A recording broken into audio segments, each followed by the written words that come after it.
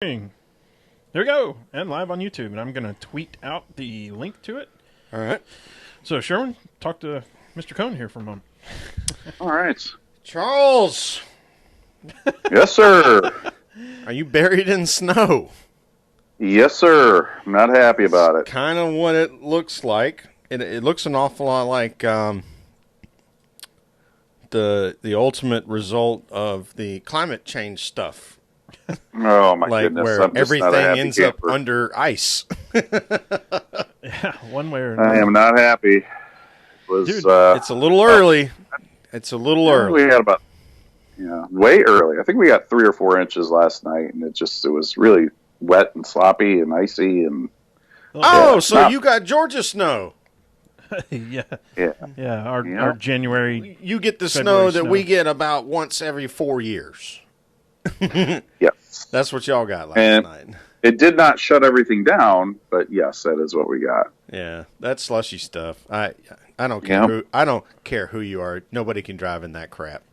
Well, right. If it just freezes to the ground overnight, I mean, at least other places have the facilities to, salt it and pick it up and all the rest of We that. actually in Roswell have salt trucks. Oh, y'all got the rich people of Roswell. Well, They're Right. paying for that crap. I do see a Ferrari about every 2 days. yeah. Like that is a thing. That's why you have salt trucks. Yeah. That is the only. No, they're Roswell City salt trucks, not Fulton County salt Right. trucks. Yeah. You're not going to see any That's- city yeah. of Chambly salt trucks. I could make a joke here, but it would not be very good. It was. Yeah, it might be a little ugly. Probably below board. Yeah, since we're recording now. But Give this a try. I haven't ever done this what is before. this? Oh, Mountain Dew. Oh, this is why you're so drunk.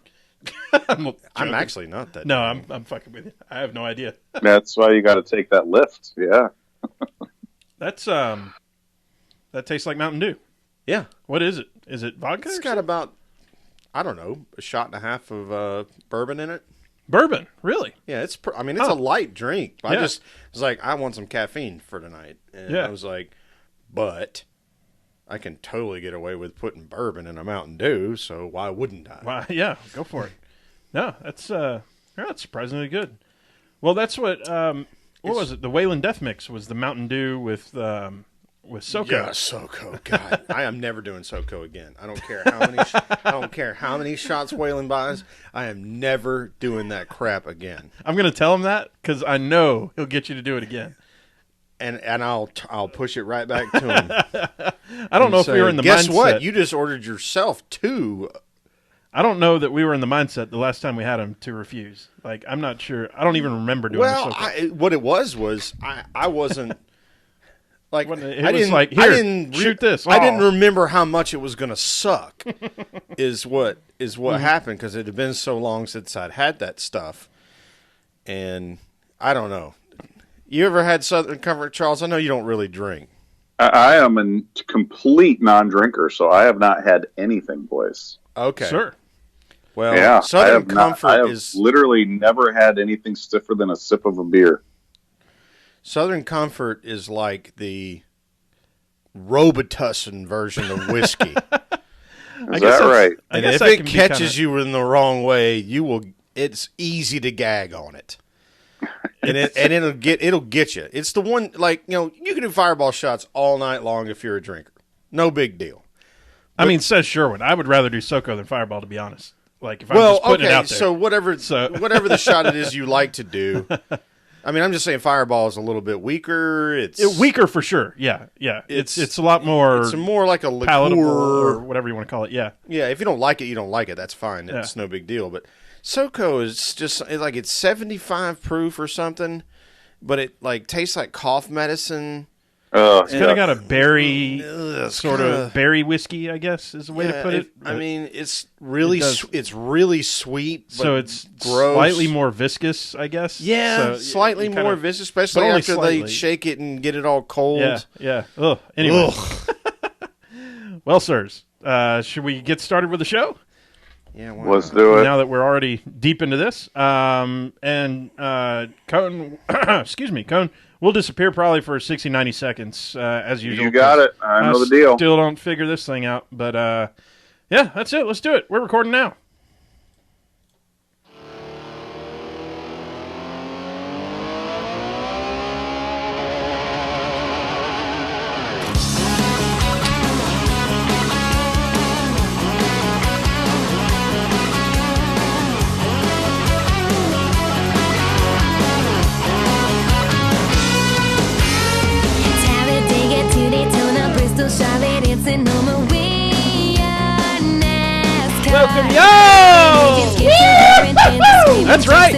This is the Pregame Engineer Tailgate Mayor Racing Podcast, episode number 220. It's Tuesday, November 12th, 2019. I'm Tailgate Mayor Rusty Wallace. I'm in the PTM Podcast studio with Pregame Engineer Andrew Sherwin. What's up, dude? Hey, man. The return of the inanimate object. That's right. It sure is. We're excited about the guest tonight. We're excited about what's coming up in racing. This is the grand finale. Yeah. We're headed into the last one. That's right. You got to soak it all in because you only get one more for 11 weeks. I know. What are we going to do for 11 weeks?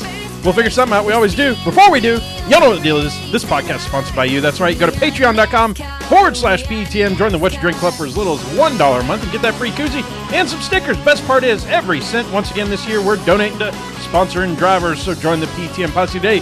Be a part of the sport you love. This week's show brought to you by our official sponsors at the $5 and up per month level. Those are Laura Henshaw, Aaron Ben, Robert Kevlinger, Colton Claymaker, Kevin Ryan, Kiefer, Patrick Cleary, Jeff Brown, Brendan Carl, Kathleen McDonald, Stacey Wright, Brandon Carl, Ricky Porter, John Bob, Les Miller, Julie Bouncy, John Pearson, Eddie Grid, Third, Young Motorsports, David Mullins, Patrick Johnson, Brett Morris, Crystal Smoke, Fred Rosado, Chad Knappen, Stacey Coleman, Matthew Camper, Lisa Chanana, Rick Houston, Todd Oliver, and Sarah and Barry. That wasn't bad. Got it. I'm trying to see. I think you slowed down just enough. I turn left not to go run right. out of. Yeah, exactly. Yeah. Turn right to go left. Slow down to go faster. Right. No, it worked out fine. Get off the brake. Get back to the gas faster. Right. And I'm trying to read it a little different. Like if I read a little bit ahead, I feel like I don't I can handle that. If I'm trying to read as I'm doing it, anyway, nobody cares. Nobody cares. It's fine. Oh, we want to welcome to the show. They know by now. We're going to welcome to the show. He's here to bring us to Miami. He's a PTM PhD. He is the Sultan of the slide job, the Shogun of the chicane, the Royal of the Roval. I could go on for a while, Sherwin. I mean, he's the Cardinal of Camber. I guess I'll stop now. He's on Twitter at the Orange Cone. It's the Orange Cone. Cone, what's up, man? Hey, boys and girls, what's going on? Thanks for having me on. We are excited to have you. That is a lot to live up to. As I always tell people, those with low expectations are rarely disappointed. So I just want you guys to just back it way, way, way, way, way down. Well, I don't know. Yeah, I don't know if you know us, which I know that you do. This is a low expectation crowd. Yeah. Remember, this is the shittiest podcast on the internet. It is. I was there the day we coined that one. That was it. Oh, love it. Yeah. Cone, you know how we start this thing. What are you drinking on tonight? I am sipping on a Diet Dew tonight, boys and girls. The Diet Dew. I believe Sherwin is also sipping on a Diet Dew. I also have a Diet Dew. Mine just happens to have bourbon in it. There you go. I set the table for you. A pretty tasty roadie, I should say. Well, it's pretty mild. I didn't get too aggressive with it, so it's just kind of one of those, just working out for it. Yeah. I wanted to keep it looking enough like a Mountain Dew that nobody would notice. Turn their head. Yeah. So we've got the old standbys here. Jim Beam, Sherwin ran by, got me some Coke on the way in. Appreciate you, buddy. No worries. And got a couple of beers that are left over from whenever. So we might get into them. The kind of beers that you can drink warm because that's really how they were designed to be drank. Yeah. Now, Cone, you are how to say it? You are well known on Twitter at this point to having a pretty long-term stable relationship. So I couldn't help myself but to ask, does that make you the commitment cone? Oh, I mean, originally I was the commitment cone, right? Yeah, I guess you could say that she's turned me back into the commitment cone. That's for sure. I've had to. So did you traverse from being the commitment cone to being the choose cone to back to being the commitment cone? I like it. Well, thankfully, that choice wasn't too hard. Yeah, she made that choice pretty quick. So I was only the choose cone for about a day. Gotcha. Oh man, yeah. I couldn't hold on to that dad joke any longer. It's been like it came to me at some point. I appreciate it. She will appreciate that as well. I know she will, with very colorful language around. For sure. Undoubtedly. Undoubtedly. Cone, I wanted to start this one off with something a little fun. I went back and I stalked you on Twitter for the last day or two's worth of retweets and stuff. And there were some videos that I just wanted to kind of break down a little bit. because I must have laughed out loud 5 times in 4 videos. First one was, it had to be this WCW event or something. And dude has like an old school broom, like a straw broom, wrapped in barbed wire, right? Right. And he smacks a dude's back with it. Ow! And then, while it's laying on the dude's back, he jumps up on the ropes and then jumps on top of a dude's back that has the barbed wire that's wrapped around the broom. Is this ECW or what? I don't know which one. No idea what this was. This has got to be one of Hermie Sadler's productions. Like I don't think even Hermie could come up with this. I mean, that's like straight out of The Wrestler, where they had like the 1,000 thumbtacks laying on the ground and they jumped off a ladder. My only comment to that video was, millions of people watched this. I was going to bring that up. Millions of people watch this. Well, so here's the thing: is what are we doing wrong? That's kind of like the point. It's not like I'm not making fun of. I mean, not a little bit I am, but it's like, what are we doing wrong that we cannot get people to watch what we're doing when millions of people are watching this? I mean, it was obviously. I mean, okay, there was some blood involved, but I mean, the overacting on the part of the guy who jumped off the ropes and then was on the broom, and it was just like, there is no part of this that isn't scripted. There's definitely some ad lib, but so the thing that's weird about this to me, and Rusty knows this because he and I grew up in almost the same environment, right? Where it was totally acceptable to watch wrestling on Saturday morning. Sure. Like, my parents didn't know what was going on, but that's what I was doing that. Especially when I was at friends' houses. I watched Monster Trucks on Saturday mornings. And, I remember Monster Trucks, both. So, like, we have a little bit of that in us, but neither one of us are like, dude, are you ready for Raw tonight? Like, we don't really have that in us anymore. But there's a total respect for the industry in that it is a very popular industry. To your point, Cone, there's a lot of crossover between NASCAR and wrestling. Why can't we get those people, all of them, over here where the race cars are at? Yeah. Right. I mean, it was just so... It just looked corny to me. I mean, I'm not going to take away from the entertainment value. I mean, people watch soap operas too, right?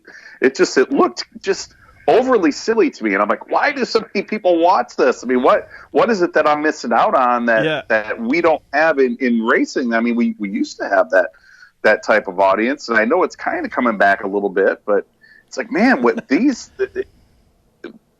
it's sports entertainment. I get that's what it is, but it's like, man, I don't get what we are missing that those folks find so enjoyable. I think what happens is, if you look at a wrestling program, even the lead up and all during, they have a lot of stop points where they hand a mic to a personality, and that person delivers personality to the crowd. And I think there's something about that fires up a fan. That okay, we're going to have a match. The match is going to go for about 10 or 15 minutes, unless it was the Royal Rumble from 1987 that went 45 minutes or something absolutely ridiculous, whatever year that was. Now they basically last about 10 minutes, and then you're going to get a new set of people that are going to come and get a chance to spew some hatred or some propaganda or whatever it is they're going to do. They're going to offer their personality as whatever their alter ego is. And so I think that's kind of... I like how you're you're going like the analytical, intellectual route, and in the meantime, there's a dude beating another dude with a broom wrapped in barbed wire. Well, and you know what? That goes back to NASCAR. No what doubt. do we have? We have all these eggheads sitting back there doing this mechanical work, and we've got dudes with, 8s shaved into their back watching. Into their back hair. Dichotomy. I mean, and that's the thing is, most of the NASCAR fans, you would never be able to have a conversation with Alan Gustafson or Cole Pern or Rodney Childers because you would never understand what they know. Your conversation would be, hi, I like your driver. It's nice to meet you. You wouldn't be able to be like, hey, man, what spring you using over? What's the rate on that? Well, maybe they'll make a turnaround. Who knows? Let's go to the second video. This was, I'm guessing, the Packers game, and one of these paragliders comes in, right? One of the parachutist guys. Did he screw up? Well, and he had the Packers flag hanging off his foot. That they do at all the places where the paragliders come in. Anyway, he comes in a little hot, and had some wind assist because they're in Wisconsin. He found the outside fence, not outside, but when he came in, he was coming in hot, and luckily it's a padded barrier. If this was at Georgia Tech where we have like bricks, dude'd be dead today. Oh yeah, he smashed. He went pretty hard into the wall. Hard in the paint? Yeah. Now, he got up and he was fine and all that. It's padded right there and justifiably so because it's so tight around there that, it needs that padding. But, man, he came in hot. Cohen, I don't remember what you said about that one. He cooked it. I said that somebody had said it was, I forget the football player, some kind of joke. It was Rich Eisen had tweeted it, and I was like, oh, no, that's not so-and-so. This is the Clint Boyer of paragliders. Because Clint did the same thing on that motocross bike a couple years ago. He sent it. He sent it. He absolutely face-planted. And I was like, that's what this reminds me of. Clint just absolutely biting it. I've always wondered as they came in, I'm always like, well, what happens if just something, there like some wind kicks up or something and they lose it a little bit? But they never have. So I just always figured, man, they're just really good at this, or maybe it's easier than I thought, or whatever it is. But I've seen a couple of those paragliders not make it. I mean, not like, to where they needed to, to be carted out. But, there's been a couple of times where there've been some I think we've seen unscheduled landings, so to speak. Unscheduled landing. I think I've seen unscheduled. I think I've seen somebody. Somebody ate it at Bristol one time. I think they aborted and went outside the stadium and landed out there somewhere. I know somebody took a tumble like where they're supposed to land at Bristol. Yeah. Like kind of didn't really stick the landing, so to speak. Didn't crash into anything, just didn't stick the landing. Yeah. The next video it was a short one on the pylon cam. So there's they've got this whole technology now, like the very top of the pylon in football, they've got a camera in it that the very top of it swirls round and round, I guess. Well, no, they've got three, I think. Maybe they got more. So one shoots down the line. This one in particular, one shoots straight down the sideline, and then one kind of points up. Yeah, this one in particular was like a pylon with a hat and it was swirling around. Oh, really? Top. Wow, yeah, I missed that. It's kind of crazy. That's cool. And it does a full 360. And I was like, this would have been cone cam for NASCAR. I would have loved to have had that commitment cone with a camera on the top of it. And at one time, because Mike Joy even confirmed this, at one time Fox was trying to figure out a way to make that happen. I don't know what I did with those Fox people back in the day. To ingratiate myself to them so much, they really made the orange cone like a part of just about every broadcast, and they were really trying to figure out a way to get a camera on top of that cone because it got hit a lot. That would have made I think really good video. It would have, and not to mention if you had a couple of cars racing their way onto pit road or something like that, I think it would have also added to that. But that would have been really cool, and that pylon camera is exactly what I had envisioned. Well, I think the reason you just mentioned, the exact reason why they never made it happen is because of how expensive it would be every time they tore one up. Oh, for sure. But I mean, a GoPro, $200, get it streaming out to them. Yeah, but you could put a GoPro right there. Most of the tracks right past the commitment cone is the edge of the inside wall. Why not have that camera there? Yeah, and aim it back towards where guys would be racing onto pit road. Yeah, and Fox is good at that stuff. Yeah, they started the whole overhead cam thing. They had the gopher cam, and then they had that stupid gopher for a while. But I didn't like the gopher marketing thing, but the camera was cool. My T-shirt, so there's somebody out there. There's some NASCAR fan who is trying to hawk T-shirts. He's got a basement with 400. Oh, I Gopher guarantee shirts. you can buy a Gopher shirt. I will tell at you the what, Bristol. right now, that Digger stuff made more money than you boys can imagine. Not like Roger Penske money. No. Yeah. We trust me. We know. I'm just. I don't know. I don't know how much. You can but still. I guarantee you, if you go to the across the street Bristol flea market, Oh, for sure, right? you will be able to get a Digger shirt. Right. All right. They're still out there. I just got a box of all of the leftover. Well, I'm not going to say all of the leftover. Maybe only 6 or 8 leftover orange cone T-shirts. That's all there was left out of the ones that I had done. So they're still out there. I still see them every now and then. I actually saw one at the Brickyard when we were there. Nice. That's pretty cool. Of all places, right? We'll mail one to Roger now. Should. Hey, buddy, here you go. All right, best video. We'll close the video series on this one. I do not know the context of this, so this kid might have been protesting something that was very important, blah, blah, blah. Doesn't matter the context, right? What matters is that, some kid was standing in front of a car, and the car wanted to go, and the kid was just standing in front of the car in protest of whatever he was. Again, it could have been commendable. Does not matter in the context of this video, though. Peaceful protest. Right? This part doesn't matter. From off screen comes an orange cone that was flung indo and hits a guy right in the dome, and he takes a digger. Like, it was just takes him out. It is. Y'all got to go to the orange cone on Twitter, scroll down a couple days or however long it takes you to get there to see some kid standing in front of a car, and you must laugh. That's the only thing you can do. It just absolutely takes them out. It's just hysterical. I got to tell you guys, I'm with you on this peaceful protest. I mean, I wouldn't want to be stuck in traffic either, but it's a peaceful protest. It doesn't really hurt anybody. I don't know the context of it either, but the fact that it was a cone involved and this kid just absolutely bit it. It's just like, I just couldn't help it. It's like, okay. I mean, some things are people getting hurt. It's like when nobody wants to get racked.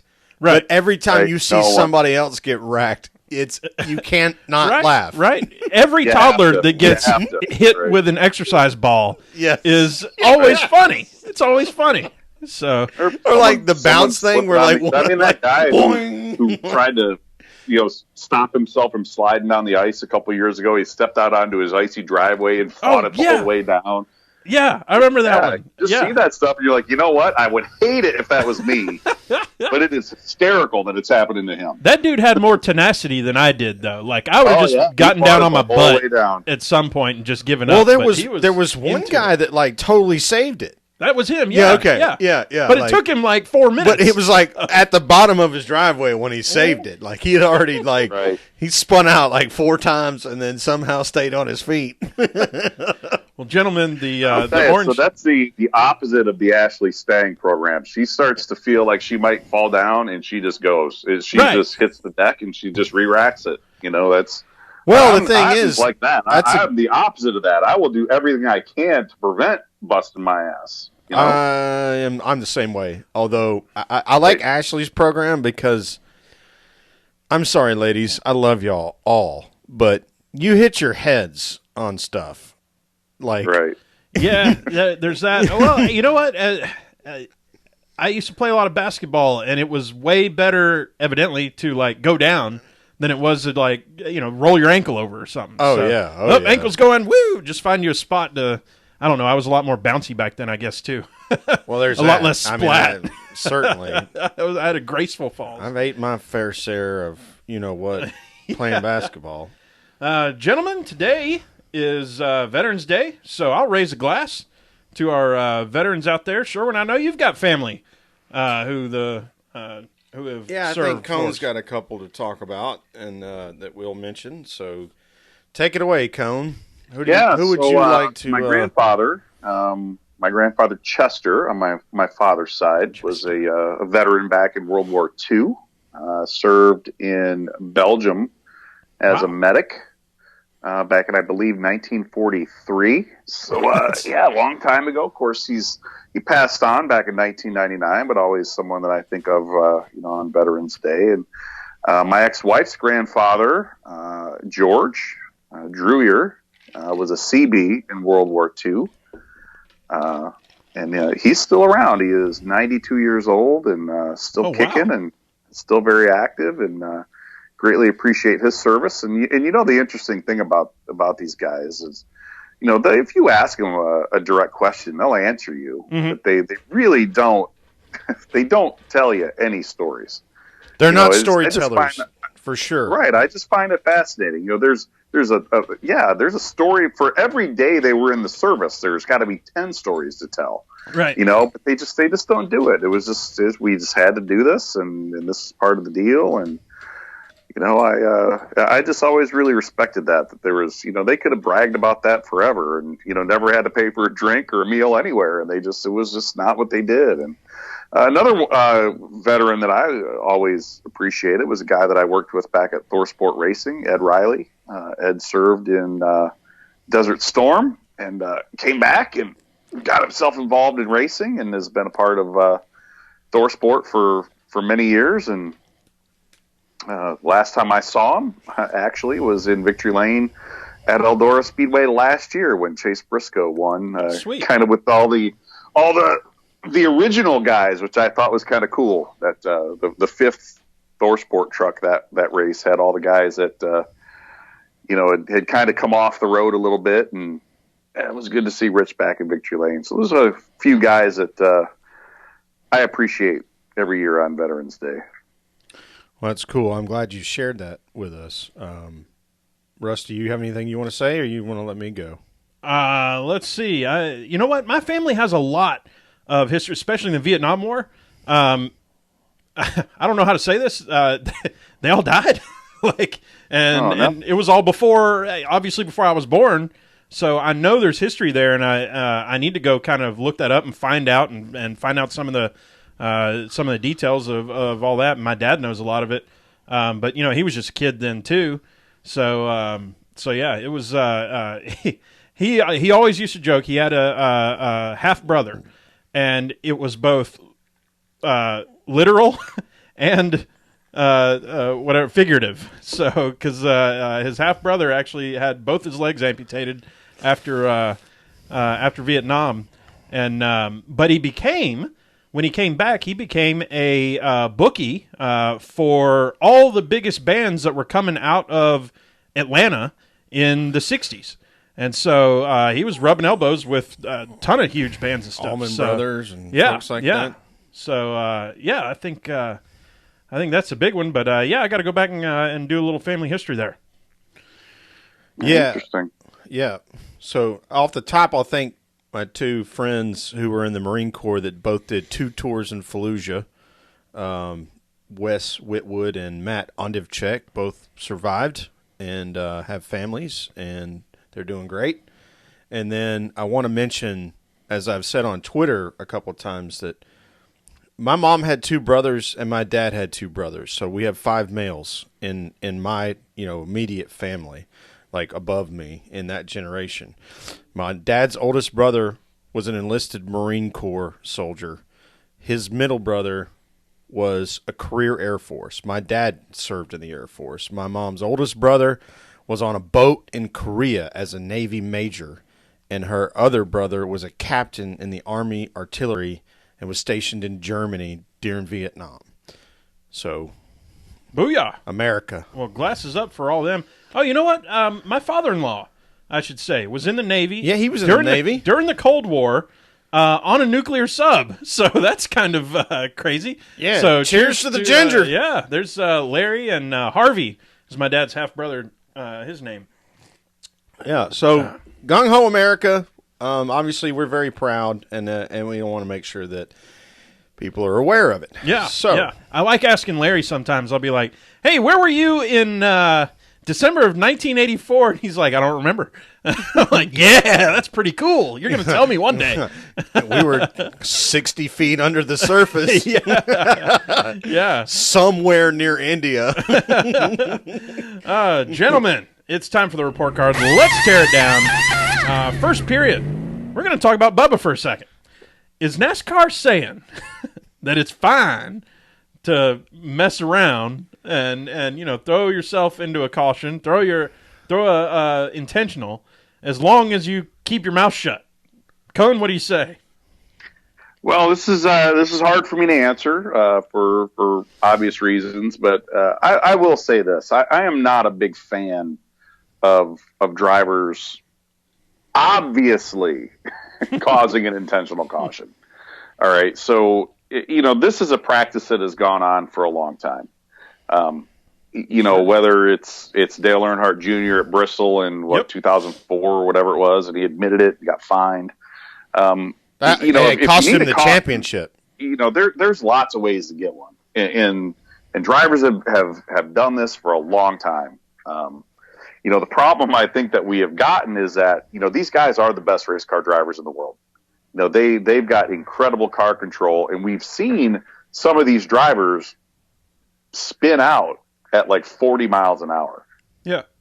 They'll save it going into turn one at 190, and then they'll haul off to the other end of the racetrack at 40 miles an hour and spin out. And it draws the caution. It gets them what they want, but everybody knows what happened. And, Bubba, I didn't see the incident in question, but he fessed up to it and said, well, I've seen everybody, the so-and-so, Kyle Larson and Joey Logano did it, and I did it, big deal. Yeah.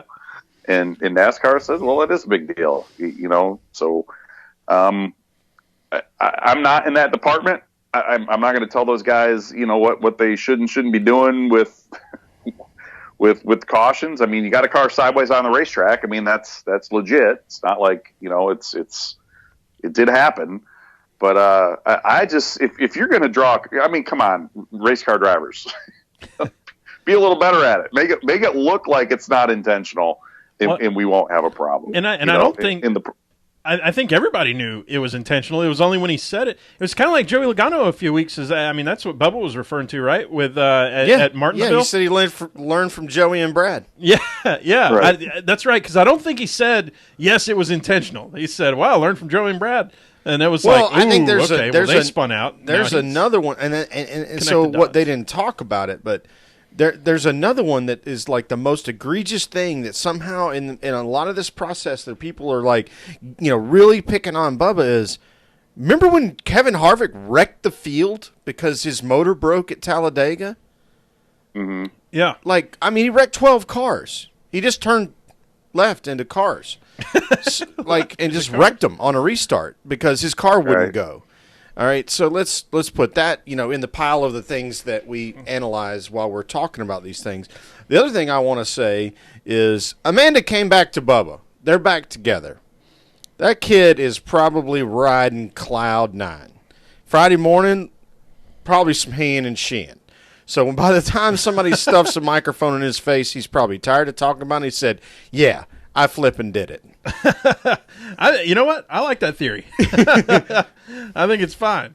You got to stick with your story. That's the thing. Right. stick with your story. Second period is Phoenix. On the Cup side, y'all, I don't think I'm alone in saying it was a bit of a stinker in terms of a race. And I'm starting to wonder, has NASCAR sort of how can NASCAR unshoot itself in the foot? I like the way you put that. You guys are trying to get me in trouble. I know it. Oh man, I wasn't even thinking about all this when I was writing up the questions. Everyone's entitled to their opinion, and you know what? Here's what I'm going to say about this whole thing. And I'm not a technical guy. Everybody has an opinion on what the quote the package should be. I've got my opinion. You guys have yours. I don't know. I don't know what the best one is. I've seen great races at every racetrack on the schedule with every different type of package you could think of. I've even seen good races at Indianapolis. I've seen good races at Pocono, two racetracks where people say, hey, you can't have a good race here. I've seen great races at Phoenix. I've also seen races that weren't so great at all of those racetracks. I don't know what the deal is. I have my opinion on what it is, and I'd like to see us get away from super big spoilers and sealed off cars, and I'd love to take the aerodynamics out of this and just get back to mechanical grip. But I'm not the guy who makes the rules. I think what's disappointing for fans is that, you're going to these shorter tracks, and you hear a lot of people now starting to classify Phoenix as a short track. Mm-hmm. So you're starting to, you're going to be expecting some fender banging, some paint swapping, some cars bouncing off the fence, and you get it for a couple of laps, and then they get spread out, and then you get some disappointment. So, I don't know. I don't know if it was just a bummer show or if it was part of the package. I really just don't know. But, there's a lot of really smart people working on this. And, I know right now all of the effort is in developing that car for 2021 and beyond. So, I don't know if there will be any immediate remedy for those folks who were upset with the package for next year. But, I think that there are some really good things in the very near future. It's just, how it is these days, guys. It's everything that you see that in front of you right now is either the greatest thing you've ever seen or it's an outrage. Doesn't matter what it is, whether it's racing, whether it's a movie, whether it's politics, whether it's anything.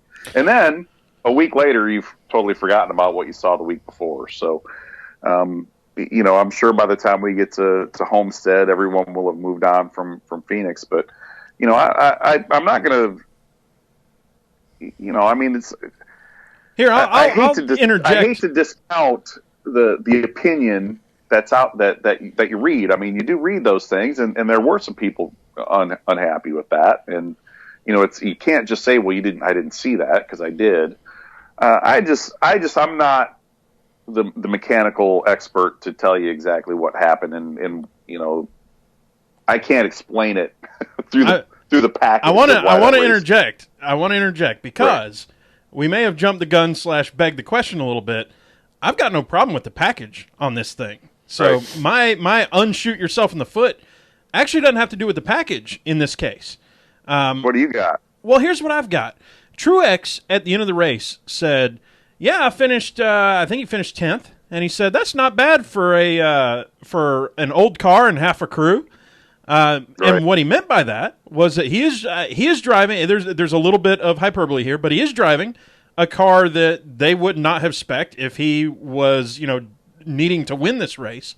And it is true that I think either one or two of his primary crew members, were sent back home to go work on the Miami car. So you're taking a primary contender, probably maybe spoiler for later on who we're going to pick and everything, but one of the championship people, and you're taking him out of this race. Right? I mean, maybe not, he's not going to say you took him out of the race, blah, blah, blah, blah. But, I mean, you're kind of taking him out of contention up there, so he's not going to run up front and challenge Denny Hamlin. And potentially there's, whatever it is, two other guys or one other guy who doesn't have to do that either, right? Yeah, so it was car chief and the lead engineer, I believe. They sent home. So the unshoot yourself in the foot thing for me is that when you take away at least two of the primary contenders for a race, you get a little bit less of a show. And the thing that disappointed me was I got the email from ISM saying, "Hey, grandstands are sold out. We still have some infield. If you want to come watch a race, come watch a race with us." And then I was bummed. That the fans who went didn't get to see. This goes back to how long ago? 5-6 years ago, the 100% rule that NASCAR was trying to implement. If you remember, God, like the whole you got to race 100%. They dig so many ditches. Well, I think somebody like Truex ran 100% with what he had and who he had. Well, if you think about it from this I perspective, think this goes to like an NBA situation where once you have locked yourself into a playoff position, you start to rest your superstars. And if you're a fan of, I'm just going to go back to when LeBron was playing for the Cleveland Cavaliers because that works for me. Most NBA team. Right, but whenever Cleveland would lock up their position in the playoffs, well, suddenly LeBron's playing time was cut dramatically, if he even played at all. And it's kind of the same situation, and so I'm an old school guy. I came of age when there were 30 races a year, and every race counted the same. There were there wasn't a chase format or a playoff format. You had 30 races that counted towards the overall season championship, and the championship itself didn't pay a whole heck of a lot. So there were some drivers who just cherry picked races that paid a lot of money, and that's what Dale Yarborough ran 10 races a year, and they were all the big races, and that was it. David Pearson. That's crazy to think about too. I think that nowadays, sometimes. Sometimes I think that the battle for the overall championship can sometimes detract from an individual race. That's just how it is.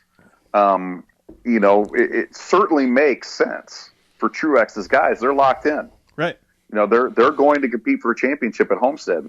Does it make a lot of sense for them to have all of their good guys working on a car at Phoenix, knowing that race really doesn't impact their championship fortunes at all? Or should they send them? Obviously, it makes way more sense as an organization for them to be working on that Homestead car. Mm-hmm. But at the same time, Martin Truex has a ton of fans at Phoenix. And if it's one of his home tracks. Mm-hmm. Right. Yeah, you're one of his home tracks. I right? like that. One of his 23 home all tracks. Of a sudden you're telling me, well, I'm not going to be able to put on the type of show that my fans are going to expect out of me because, this race just doesn't matter to us as much as the Homestead race does. Well, I don't know that that's necessarily the image that we want to portray either. So, I can see it both ways. I really can. And I hear you. Yep. It's hard for. I mean, if I was in their situation, I would have done exactly the same thing. And I'm not going to say I love the package, but I will totally agree that we've seen some fantastic races this season. Right. Yeah, we've seen some good ones. Sure. I hate to be the guy, but I felt like 2018 was the best season that we've seen since we were NASCAR fans. We said it at the end of the season. And if we can chase that again, that would be great. But we still have seen some fantastic races this year, and that was under this package. So I can't, was it in spite of or because of the package? I think probably, 6 in one hand, half a dozen in the other.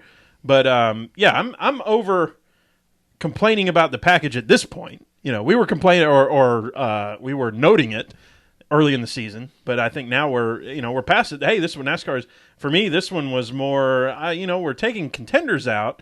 And so what do we have? We have Denny Hamlin, who needs a win, being able to, and they're able to put resources, JGR is, toward that car because Truex isn't, having to race it either. So, Sean, right. You were going to say. Yeah, sorry. What I was going to say is, to back up what Cole Pern's decision was with Truex's team is, look, NASCAR's already said we're running this package next year. Mm-hmm. So there would be no reason for them to run their very best Phoenix piece in this race and tear up a chassis potentially that they might want for the spring race. Sure. So and you're thinking that far ahead too. Yeah. Yeah.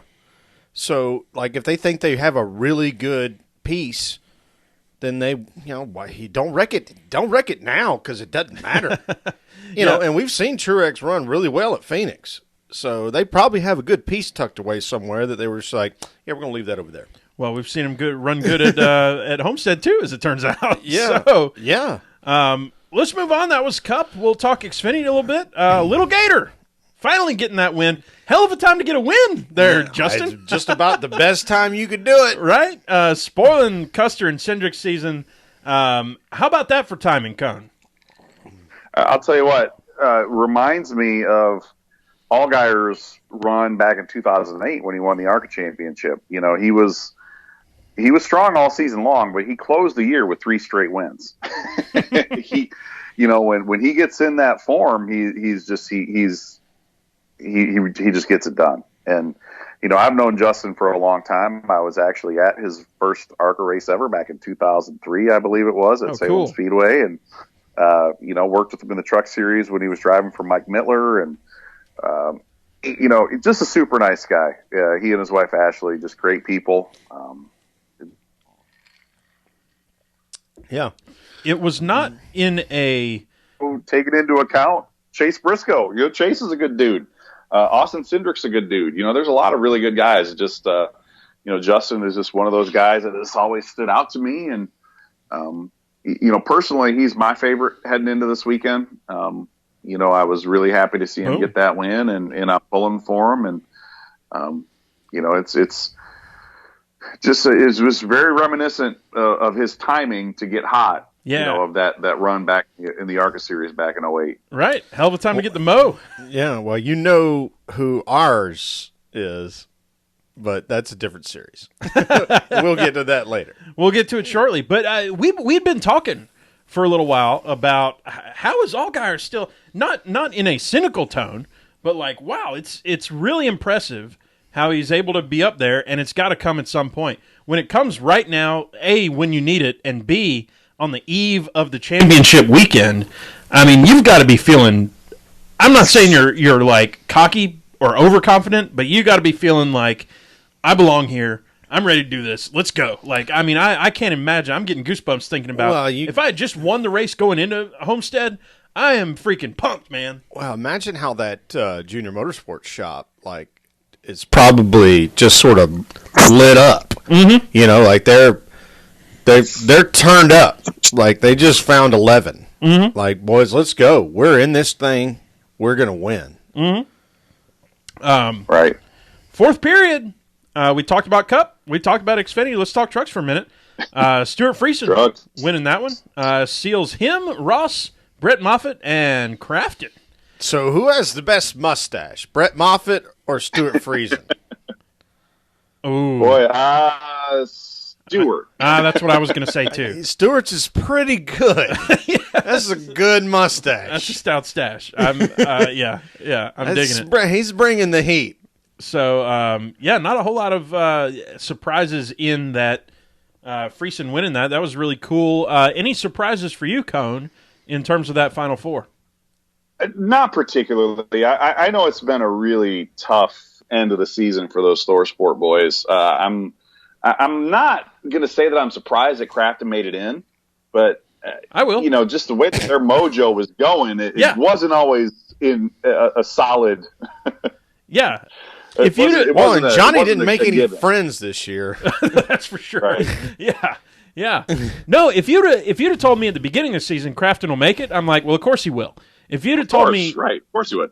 8 races ago that Crafton is in, I'm like, bull spit, Walter. Right. He was right. And they ran like crap. Selfishly, I mean, I worked with Matt for 5 or 6 years back when I was doing team PR, and I was one of the first drivers I ever worked with, and I've known him every single race of his Truck Series career. I've known Matt Crafton, so he's one of my favorite guys. I am unabashedly a Thor Sport fan.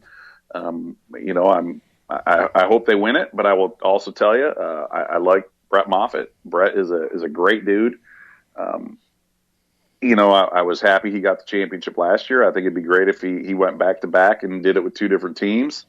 Also, will tell you, Ross Chastain, you won't find a harder working guy. Ross has had just a storybook season, and to have the situation that he's had this year with, having to realign things there after 2 months of the season or whatever it was. That would also be a good story too. So any one of those 4 drivers would be worthy. Stewart's had a pretty good season as well, and but just for me, it's one of those other 3. For vastly different reasons, I would be extremely happy with. Yeah, no kidding. Crafton has been my I won't even say closet pick, or not pick, but like fandom. But for a long time, I've been, hey, Matt Crafton, that's my guy for trucks. So yeah, I like Matt a lot. I like too. that guy a lot. Yeah, but all in on some watermelon smashing come Friday night. Ain't nothing wrong with that. I will have a watermelon at my house, and there will be a video if he wins. Can we buy watermelons right now? Like, it's 20 degrees outside. Yeah, because they make them. make them, whatever. They grow them in South America and ship them up. Okay, and they ship here. them up. Yeah. So instead of like $5 a watermelon in July, we'll probably pay $28. And Well, I think you can buy the little one that's like the size, like a little bit smaller than a football, and those are like $5.99. That's a good point. Kroger. I'm going to buy one. Personal watermelon. I'm going to buy one. Right. Yep, that's how it is. Yeah. Fifth period. Cone, tell us what's going on in the ARCA world. We have that whole spec merger with K&N, kind of the worst kept secret in all of sports, but absolutely worst kept secret, right? So we're just we're in the off season. The West just wrapped up its season out at Phoenix. Derek Kraus picking up the championship out there, and we're getting ready for our banquet coming up on December 14th. We'll get through that, then we'll start looking forward to 2020. I'm looking forward to it in a big way. We're going to have some East teams participating. We're going to have some West teams participating. It's going to be really cool. I don't know that it's going to be we're going to get back to having 50 cars showing up for every race, but I think that we're going to see some full fields. We'll see some great racing, some good competition, some very cool venues. It's just, there's a lot going on. Everybody is just, we're all trying to do everything we possibly can to get this thing back to where it once was. And, sometimes we're going to take a couple of steps forward. Sometimes we're going to take a couple of steps back. We're just trying to figure out what's going to work best. I really think that this particular alignment of these three divisions is a couple of steps forward. I know that there were some differences in the race cars, not anything that you would see from the grandstands, but some beneath the sheet metal differences that, we've really worked hard for the last year to try to iron those out and make all three of these divisions, the same spec underneath the sheet metal. And, the engines are still some differences there, but, it's going to come together. I think everybody's going to be happy with it. I think it's going to start to grow. We still have a couple of announcements coming up that I think are going to be pretty big, that everyone's going to like to see. We've got the West schedule that's yet to come out. The East deal, the 7 standalone races there. I think you're not going to find, 7 better venues to have those races at. New Hampshire, Bristol, my home track here in Toledo, Berlin Raceway.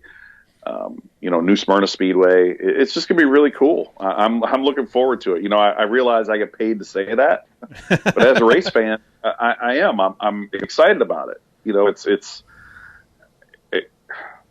I like going to those, Salem and Memphis and, those just the good old fashioned classic short tracks. And we've got so much of that here in ARCA, and we still have the 2 dirt races. And, yeah. I'm just excited about it. I'm just excited about it. I hope everybody comes into it with an open mind. I know the East and West teams are probably, a little skeptical, because, there's a name change and, but we're all rowing the same boat, and we're all going in the same direction. And I think if everybody comes into it with an open mind and everybody's willing to work together, I'm optimistic and I'm enthusiastic and I'm excited. You said that there's some big announcements coming up. Can you give us like one word?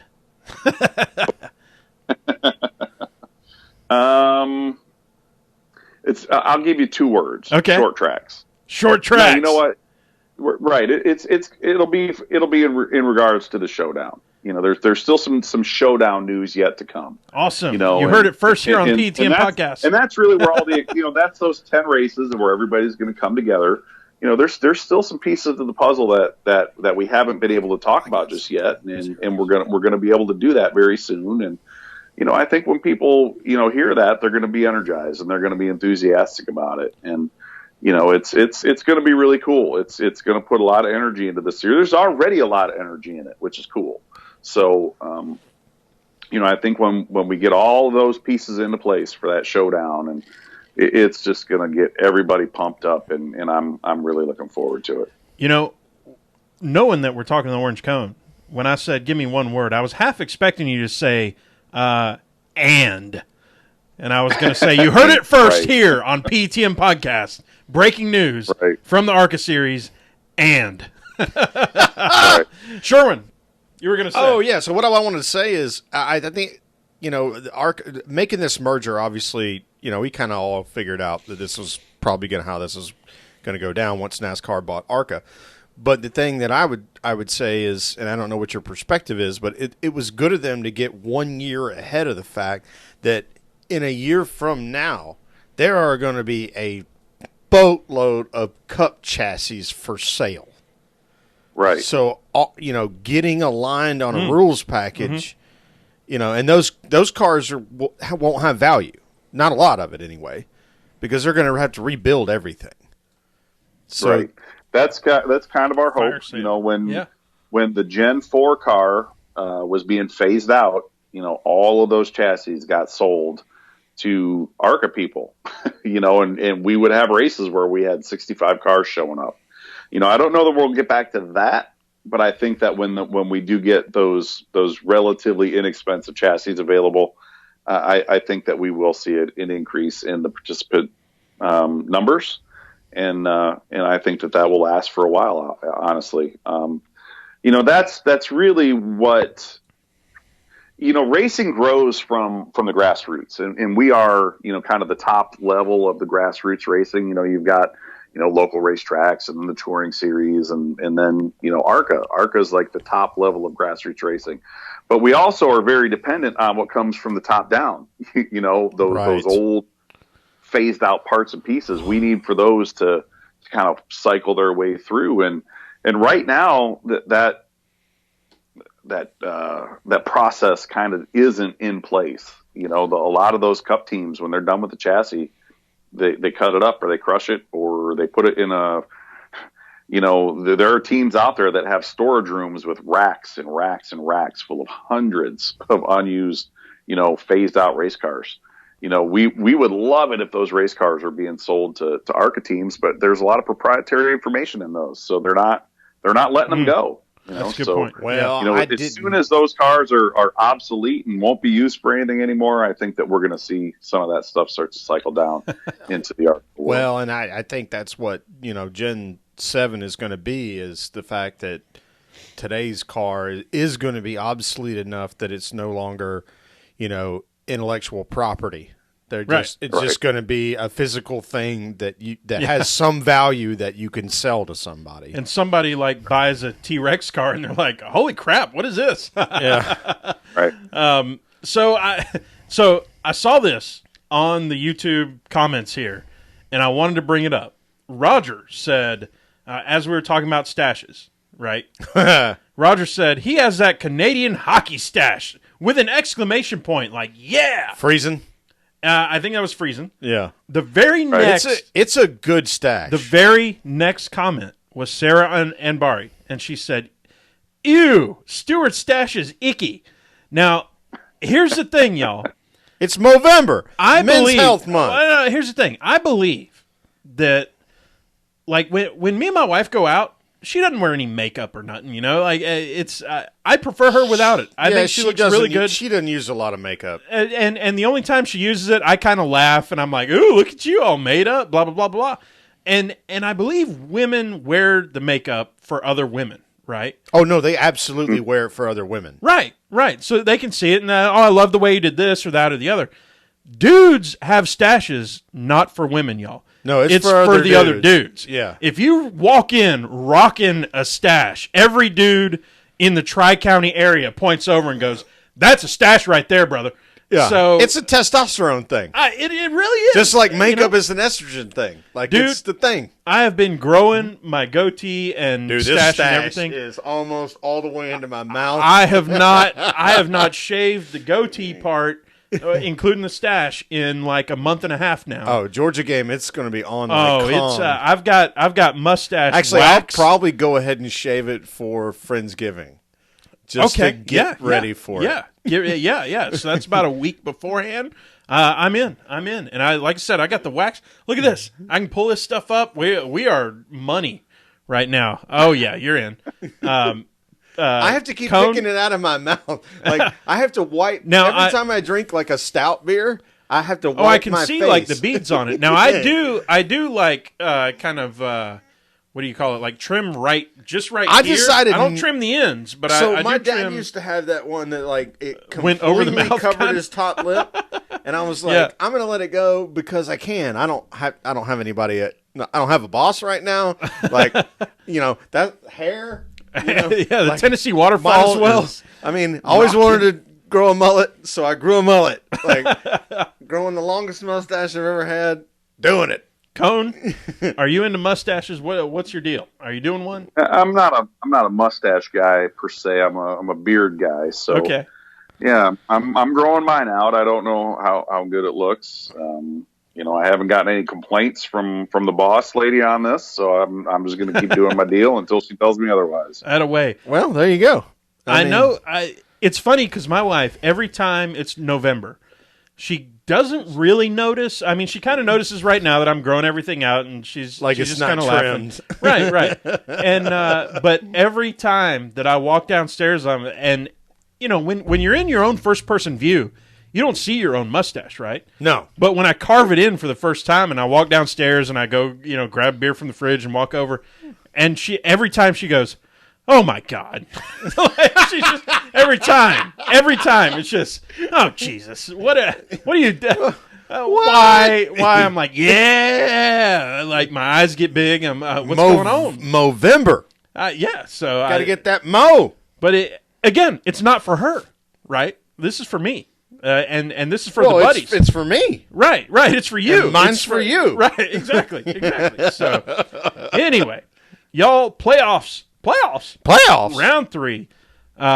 We got to get the championship round. the final report card here. Oh, we got to talk about last week. Well, CJ picked Kyle Busch, Harvick, Hamlin, and Chase. So he got 3 of those. He got Kyle, Harvick, and Hamlin. You picked Truex, Harvick, Hamlin, and Chase. So you got 3 out of the 4.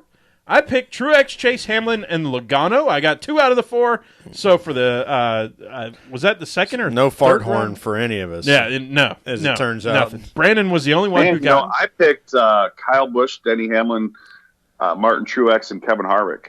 Oh, did you? Well, sir. Well, maybe. I mean, well, if that's in a recorded format somewhere, prior to Sunday, I know it. Right. I will play the foghorn. But otherwise, we're holding it for now. But it is time to gas it up. There it comes. Yes, sir. We are going to Homestead. It's the grand finale.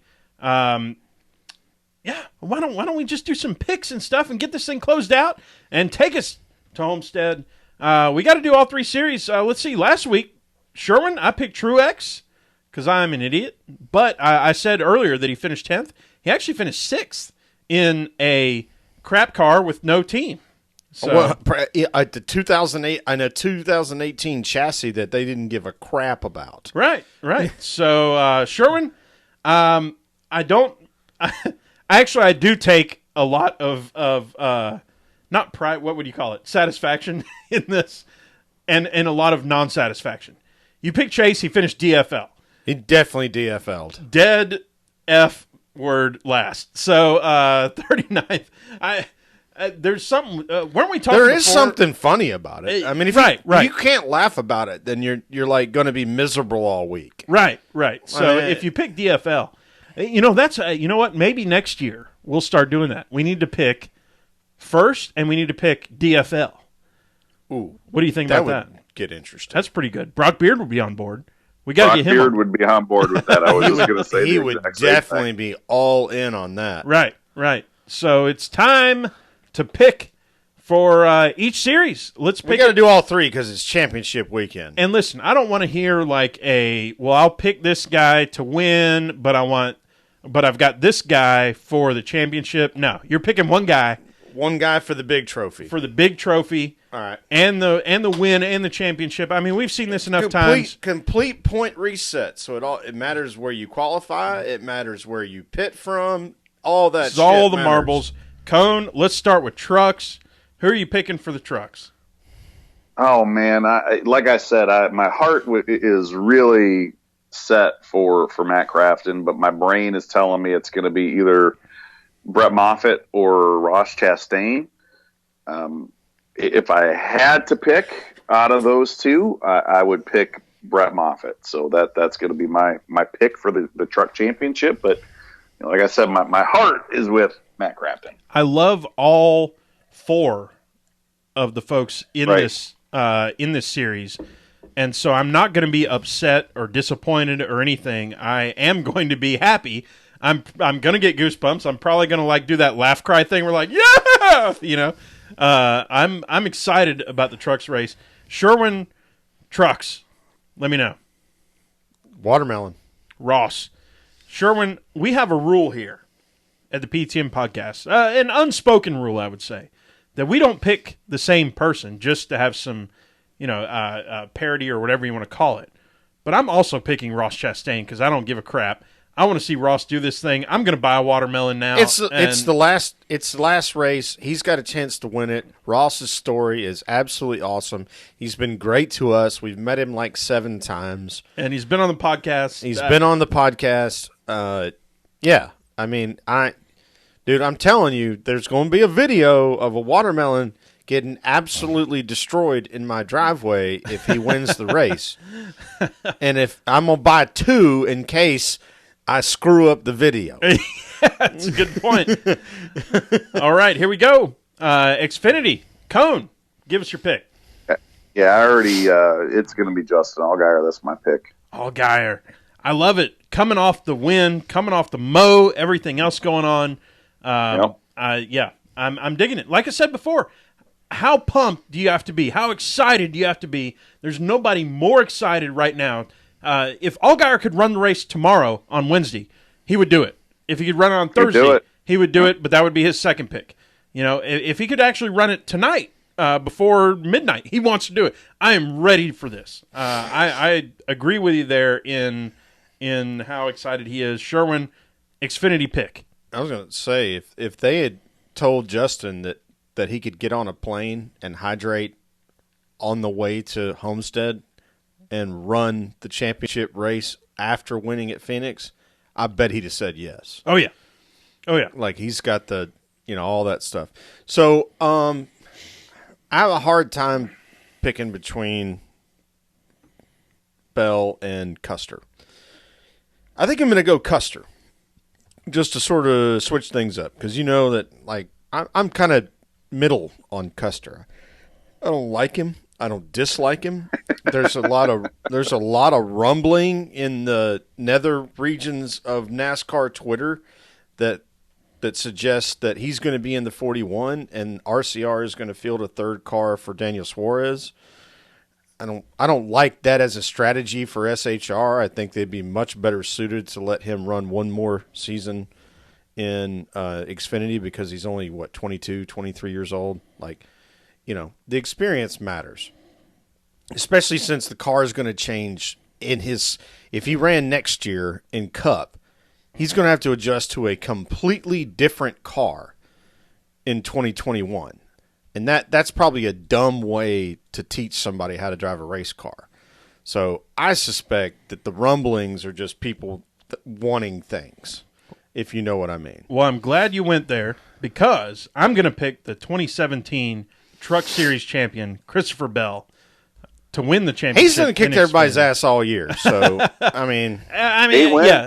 Yep, 8 wins. Yeah, this is not like some, dark horse. There is no dark horse at this point. Where we've got the top 4 in every series. Anybody is a good pick, and you can make a Well, it's just like Cup. I had a long conversation with our friend Cliff, who used to have his own podcast, and I got to hollering at him because he was saying things that I didn't think made sense. We've got the 4 best drivers in Cup this year are going to Miami. And I know that's coming up, so that's my preview. I would say that Logano and Chase are 2 that are outside that I might put in. They're definitely in the top 6 cars. Sure. Absolutely. So, that does bring us to Cup. Cone, this is the big one. This has got the drum roll and everything. You got to give us a pick. Who's it going to be for Cup? I'll tell you. I mean, you're exactly right. There are these 4 drivers. I don't think you could argue against any one of them. And by the way, I have my pick, and if it overlaps with y'all's, I don't care. I'm doing. Yeah, I'm going to write it down go now. with who you're gonna go with. Last week of the season, you can pick the same guy. It's fine. Right. I mean, how do you go against a Kyle Busch? How do you go against a Martin Truex, who has had the absolute best year of his career? How do you go against Denny Hamlin? It's almost impossible. But then you realize, well, the other three drivers are every bit as good. I am going to go against all three of those. I'm going to go with Harvick. Not because I don't think those other three can do it. The closer thing, I think sometimes gets a little overplayed. But I will tell you, when the chips are down and when it's time to perform, there isn't a better combination out there than Rodney Childers and Kevin Harvick. And I think they're going to get it done. And I don't have any stats to back me up. I haven't done a lot of research on it. I just have this feeling in my gut that Harvick's going to be the one to make it happen. Sherwin. Okie dokie. Whew. Well, I'm going with Martin Truex because he's going to another one of his home tracks. Right. That he's already proven that he can win on and win a championship on. And if you believe anything that David Smith from Motorsports Analytics, who's also on The Athletic, 39 is when you're the best race car driver you're going to be. And there's two guys in this field that are 39. One of them's Denny Hamlin, one of them's Martin Truex. And I'm going Martin Truex. Sherwin, I wrote down my pick, and I saved the file before anybody said anything here because I said it doesn't matter what happens. Because to me, like in any sport, to be the best, you got to beat the best. Well, the best right now is Martin Truex Jr., in my opinion. Yeah, 3 wins during the playoffs. More wins than Kyle Busch over the last Kyle Busch hadn't won a race number of in years. 22 races. Yeah. I put Martin Truex Jr. I don't care that you also picked him. I'm picking him. I think he's the best. Well, so now. when I put the poll together, I'll just put PTM Boys 19. And I have nothing. I have no issues with picking Harvick. And crazy thing is, I have no issues with. We already talked. about it. Brandon's going to pick Harvick. All so four. Cone and Brandon or Lap Traffic are both going to be Harvick. So we're only going to have 2 options in our poll this week. Right. Harvick and Truex. I'm fine with that. Well, and you know what? I'll add a third. I'll just say the field in terms of winning the race.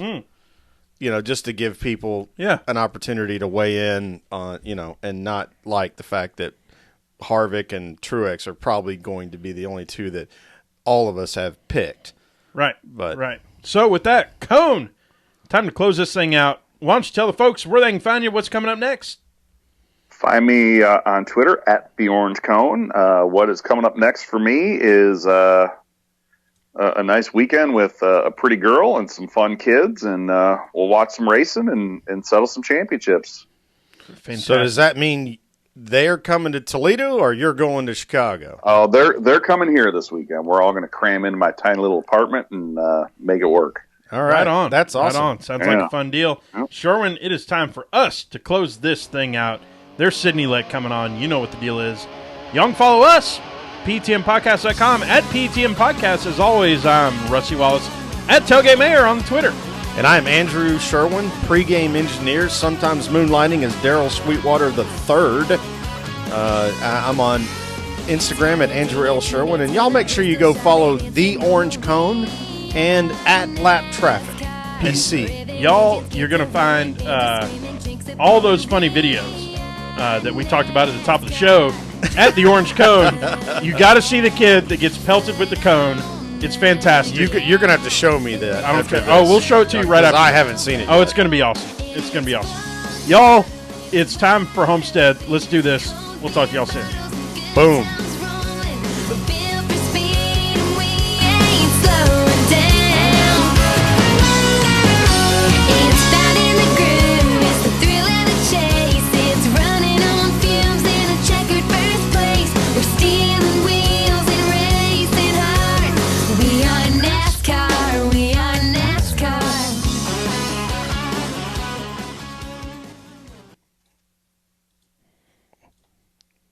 There it is, boys. We are still Nice job, guys. Charles, we're still live on the YouTube, Fantastic. That is all the recorded stuff that we're going to put on. Who did I book for next week? Do you remember? No. Ashley Stang. Oh, crap. I don't. So all I know is CJ Walliver asked to do a 5-minute spot. Okay. Oh, nice. Well, tell him to do a 60-minute spot. Yeah, tell him to do 60 minutes. What the hell? What's he got going on? Well, the thing is, be over. I think I might have already given that show to somebody else, but I have to go dig through my DMs. That happens a lot, by the way, because it does. I'm scatter bombing all over the place trying to find people to be on, and so many people say yes. NASCAR is such a great community of people. I'll tell you what, you guys. Ashley and I were just talking about this, and your show has come such a long way. And to see you guys getting guests like Bob Levine, and it's just really, she's really happy for you guys. She's been a believer in you guys way since the early days. So she is just ecstatic for you two that this has kind of taken off the way that it has. So. Well, we know it from her too, but the last 3 weeks, and I don't mean there's nothing disparaging about this, but we've had Hermie Sadler, Bob Levine, right, and nice. Orange Cone, and to me those are you can build a Mount Rushmore of folks, and we're super excited to have all y'all. So in our eyes, not too shabby. Not too shabby. Hermie is one of my favorite people. He is just always happy. I can remember when he drove the Virginias for Lover's Car, and I was a big fan back then. And just to be able to hang out with him, even for just a few minutes whenever we're at Eldora, it's just a lot of fun. He is just a super nice guy. And, I used to get into it with his brother on Twitter a little bit, and he would fire right back. He's like, "What are you picking on my brother for, man? Come on." And I'm like, "Oh man, I can't even have fun on Twitter. Herbie, come on, you're killing me." But, he was always one of my favorites, and he's a good dude. That was a good show. It was a lot of fun. It was really, really fun. Bob's show right now is probably on the Rushmore. That was super cool to hear his perspective. When you get somebody who has the means to just buy a race team and then buy a charter and buy stuff, but we're not sitting here going like, "Where'd you get all your money?" We're trying to like, we're more like, "Hey, what was the deal here? How did you get into this whole thing?" And the fact that he sort of rose in the ranks. I mean, he's I think a top 5, I would say, owner right now. And so to hear that perspective and hear everything that went on, that was incredible. If I remember right, he ran a truck race, didn't he? Yeah, I remember he started in the truck series as a team owner, and I believe he may have been the driver, if I'm not mistaken. He may have been. He said he's run more laps at Texas than somebody. Who was it that he brought on? When he hired Michael McDowell, he told him, he said, "I've probably run more laps here than you, so let me give you some pointers." Yeah. That was amazing. That was so much fun to hear. That he had been doing that for so long. That's cool. Yeah, he doesn't have a driver page on Racing Reference, so I must be thinking of someone else. But I know that his son Mike has definitely has been behind the wheel. Mm-hmm. I remember that '95 truck, and I'm trying to remember who would have driven it. Maybe Dennis Setzer. It was David Starr. It was David Starr. Yeah, it was David Starr. Yeah, David's right. And David's was it David's brother Mike? That was involved. It was in his something? uncle that was teaching the school where he got to drive at Texas. Right, so that would have been what was the name of that driving school that the Stars had? But it was at Texas Motor Speedway for sure. Yeah, he told us on the show, but I don't remember the name of the school. That's what Team it was. Texas. The Team Texas School. Yep. Yeah, that's super cool. Yeah. But yeah, man, this is so much fun. Well, the emotion involved with him saying, that he had to tell David that, hey, I can't bring you back, the next year because that's tough, isn't it? We're migrating forward, and I mean that's David didn't have sponsorship. Almost the same conversation he had to have with Burrito this year. Yeah, boy, did he land in a good spot. Yeah. I mean, that worked out for everybody. Right. You look in retrospect, there was probably like 4 weeks of Burrito's worst, time of his career, followed by, holy crap, this is awesome. And he's so personal. Hey, I'm gonna go drive for the Wood Brothers, you guys. Well, now that the Wood Brothers, I think it worked out all right, huh? Now that the Wood Brothers basically are getting, Penske equipment, and they're running full time, it's like that's a great ride, right? I mean, Ryan Blaney won his first race for the very good ride. Yeah, I mean that is absolutely a top 20 car, and if you're a top 20 car, absolutely, you can become a top 16 car. Yeah. If you're 28th, you probably can't get your way into the playoffs. But if you're top 20, you're right there. You're knocking on the door of it, that's for sure. Yeah. And that speaks volumes to how competitive the Cup racing is right now. Because there was no period in NASCAR where the 20th place car had a chance to win a championship or elevate themselves for the opportunity to win a championship. That's one of the positive things that the playoffs has done for NASCAR. Good, better, and different. It definitely has added a huge level of unpredictability. That is for sure. Right. Parity between the top. What was the top 3 is now the top, like you said, Sherman, the top 20. Yeah, I mean, and so Cone picked Harvick, and we picked Truex, and we're talking about 2 guys that are at the top of their game, and they both have crew chiefs that are at the top of their game. Like, I mean, that's serious business. So if I'm looking this up right, and I'm sorry if I've been a touch distracted here. I think you can trace the Levine family racing team back to 2010. I see a number 95 truck at Daytona. The listed owner is Danny Gill, but I believe this was a Levine family effort. Johnny Benson was the driver in this race. They had a handful of drivers then, but in 2011 is when it was like a full-blown Levine. Right. effort. He started 2011, if I remember right on the numbers. Yeah, Johnny Benson, who is Ryan McGee's doppelganger. Right, his doppelganger. Good point. Let's see if this thing is uploaded to iTunes yet. Podcast, library, PTM, fresh. So the reason that I remember that, so I worked, did PR for ThorSport in 2010, and yeah, lap one of that race at Daytona was a shitstorm. So 2 of our 3 trucks taken out on lap 1, 0 laps complete, crash. Yeah, it was great. 0 laps completed is not 0 laps fun. completed. Right. So, all right, now that we're on NASCAR After Dark on YouTube, where it doesn't matter what we talk about. There it is. We are on iTunes, by the way. So that part is done. What is the latest deviant dive bomb you've done into Urban Dictionary? Or that Ashley has pointed I you have to tell you, we have limited our time on Urban Dictionary lately. It is going to be so impossible to top. Well, the Utah standoff thing was so funny. Right, I challenged your brother to a Utah standoff at a birthday party the other day. He was like, "What are you talking about?"